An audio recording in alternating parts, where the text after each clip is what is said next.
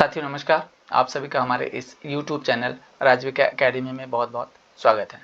साथियों आज हम बहुत बड़ी खबर आपके समक्ष लेकर उपस्थित हुए हैं जो कि है स्कूल शिक्षा विभाग से संबंधित। आप देख रहे हैं मध्य प्रदेश का राजपत्र जो कि जारी किया गया है सोमवार दिनांक 27 अप्रैल 2026 को।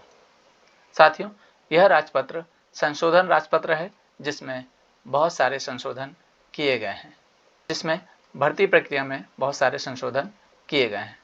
इसमें सबसे पहले देख लेते हैं क्रमांक 907, 4050, 204, 2025, 20-1 भारत के संविधान के अनुच्छेद 309 के परंतु द्वारा प्रदत्त शक्तियों को प्रयोग में लाते हुए मध्य प्रदेश के राज्यपाल एतद द्वारा मध्य प्रदेश राज्य एवं अधीनस्थ शिक्षा सेवा शाला शाखा भर्ती तथा पदोन्नति नियम 2016 इसमें संशोधन किया गया है। में निम्नलिखित और संशोधन करते हैं, अर्थात अब जो संशोधन है यह कौन कौन से संशोधन किए गए हैं यहाँ इसके विषय में हम विस्तृत वीडियो आपके समक्ष अगली बार लेकर उपस्थित होंगे। आज हम जिस संशोधन की बात कर रहे हैं यह संशोधन संबंधित है AEO परीक्षा से। जी हाँ साथियों, आपने नाम सुना होगा AEO एरिया एजुकेशन ऑफिसर। साथियों यह परीक्षा शीघ्र ही शिक्षा विभाग कराने जा रहा है और इसमें कितने पद आरक्षित हैं और कितने पदों पर यह भर्ती होगी, इसमें कौन कौन पात्र होंगे और उसमें कौन कौन सी योग्यता निर्धारित की गई है, इसके विषय में हम यहाँ पर आज बात करने वाले हैं। शिक्षक साथियों यदि आप इस राजपत्र का पेज क्रमांक 9 देखेंगे तो उसमें आपको जानकारी मिलेगी क्रमांक 26 पर, जिसमें एरिया एजुकेशन ऑफिसर दिया गया है। इसमें 3286 पद सृजित किए गए हैं। यह पद द्वितीय श्रेणी के होंगे। इनका वेतनमान निर्धारित किया गया है 9,300 से 34,800 और ग्रेड पे रखा गया है 3600। पे लेवल इनका रहेगा 9।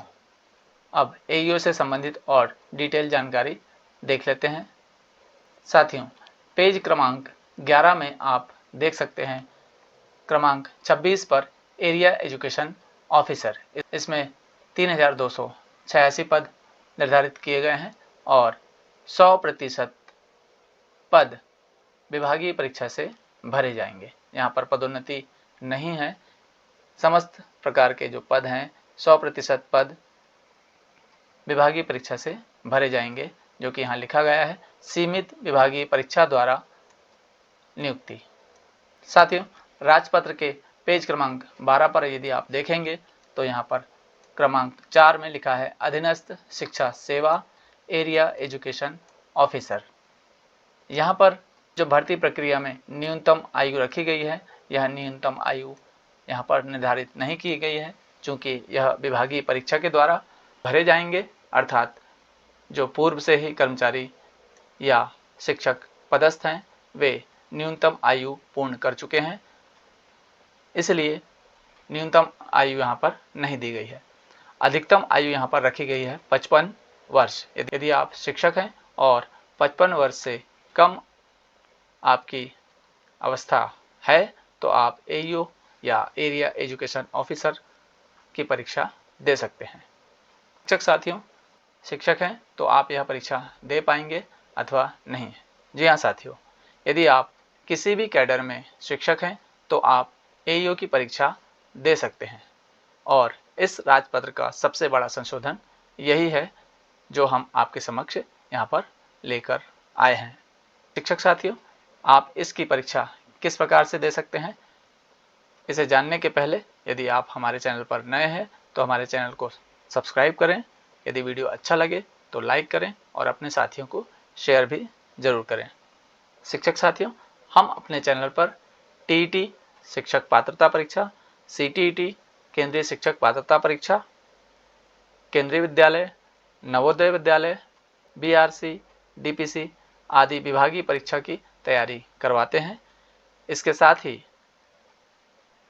आगामी जो एरिया एजुकेशन ऑफिसर की परीक्षा होने वाली है, इसकी तैयारी भी हम अपने चैनल पर करवाने वाले हैं, जिसके बहुत जल्द ही डिटेल में वीडियो आपके समक्ष हम लेकर आने वाले हैं। यदि आप हमारे चैनल पर नए हैं तो हमारे चैनल को सब्सक्राइब कर लें। तो चलिए आगे जान लेते हैं। यदि आपकी आयु 55 वर्ष हो चुकी है या 55 वर्ष से कम है तो आप इस परीक्षा को दे सकते हैं। इसके लिए आपको किसी मान्यता प्राप्त विश्वविद्यालय अथवा संस्थान से स्नातक या उसके समकक्ष उपाधि धारण करनी होगी। इसके साथ ही यदि आप मान्यता प्राप्त विश्वविद्यालय या संस्थान से शिक्षा शास्त्र में स्नातक हैं, जिसे हम बीएड कहते हैं, तो आप यह परीक्षा दे सकते हैं। इसमें अधीनस्थ शिक्षा सेवा अंतर्गत विभाग द्वारा अथवा शासन द्वारा विहित अभिकरण या एजेंसी द्वारा सीमित परीक्षा के माध्यम से इसका चयन किया जाएगा। दूसरा, अधीनस्थ शिक्षा सेवा के चयनित अधिकारियों की परिवीक्षा अवधि 2 वर्ष की होगी। परिवीक्षा अवधि में निम्नलिखित गतिविधियां सम्मिलित रहेंगी। अब वे कौन कौन सी गतिविधियां हैं, इसे भी हम जान लेते हैं। इसके पहले हम योग्यता से संबंधित कुछ और बातें जान लेते हैं, जो कि यहाँ पर नीचे दी गई है। बीएड या उसके समकक्ष उपाधि, उक्त उपाधि राष्ट्रीय शिक्षा अध्यापक परिषद द्वारा मान्य होना अनिवार्य है। इसके बाद सीमित परीक्षा में 5 वर्ष का शैक्षणिक अनुभव धारित करने वाले विभागीय नियमित शैक्षणिक लोक सेवक जैसे, अब यहाँ पर ध्यान से आप देखेंगे कौन कौन से लोक सेवक इसमें सम्मिलित हो सकते हैं। सबसे पहले व्याख्याता या उच्च माध्यमिक शिक्षक, ये एयू की परीक्षा में शामिल हो सकते हैं।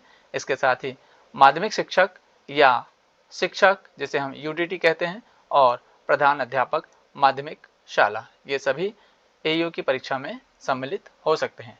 और इससे भी बड़ी बात यहाँ पर आप देख सकते हैं, प्राथमिक शिक्षक, सहायक शिक्षक और प्रधान अध्यापक प्राथमिक शाला भाग लेने के लिए पात्र होंगे। साथियों, यह बहुत बड़ी खबर है कि हमारे सभी कैडर के साथी इस परीक्षा को देने के लिए पात्र घोषित किए गए हैं। यह राजपत्र के पेज क्रमांक 13 पर आपको यह जानकारी मिल जाएगी। अब यदि आप चयनित हो जाते हैं तो आपको नेतृत्व प्रशिक्षण दिया जाएगा। इनके लिए सीमेट में परियोजना प्रबंधन एवं विद्यालय प्रशासन के बिंदुओं को शामिल करते हुए 1 माह का नेतृत्व प्रशिक्षण आयोजित किया जाएगा। दूसरा बिंदु है, सेवा में नियुक्त प्रत्येक लोक सेवक प्रारंभिक रूप से 2 वर्ष की परिवीक्षा अवधि पर नियुक्त किया जाएगा। परिवीक्षा अवधि के दौरान परीक्षा उत्तीर्ण करना अनिवार्य होगा। तो साथियों, यहाँ पर यदि आपका चयन हो जाता है तो आपका प्रशिक्षण आयोजित किया जाएगा और उस प्रशिक्षण में जो परीक्षा होगी या एग्जाम होगा उसे उत्तीर्ण करना आपको अनिवार्य होगा। परिवीक्षा अवधि सफलतापूर्वक पूर्ण होने पर चयनित अधिकारी की नियमित पदस्थापना की जाएगी। यदि परिवीक्षा अवधि सफलतापूर्वक पूर्ण नहीं की जाती है तो 1 और वर्ष के लिए परिवीक्षा अवधि बढ़ाई जाएगी। यहाँ पर यदि आप 2 वर्ष में यह परिवीक्षा अवधि पूर्ण नहीं कर पाते हैं तो 1 वर्ष के लिए और परिवीक्षा अवधि बढ़ाई जाएगी। इसके बावजूद असफल रहने पर, यदि आप इसके बाद भी उस परीक्षा में असफल रहते हैं तो संबंधित अधिकारी की सेवाएं मूल पद पर वापस कर दी जाएंगी।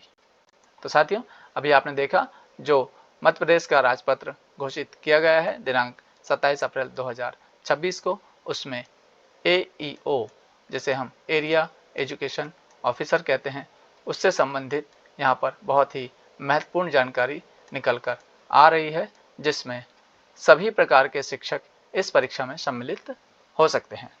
तो साथियों, आपको हमारा यह वीडियो कैसा लगा? यदि वीडियो इन्फॉर्मेटिव लगा हो तो हमारे चैनल को सब्सक्राइब करें, लाइक करें और अपने साथियों को शेयर जरूर कर दें। मिलते हैं इसी प्रकार के नेक्स्ट वीडियो में। Thank you. जय हिंद, जय भारत।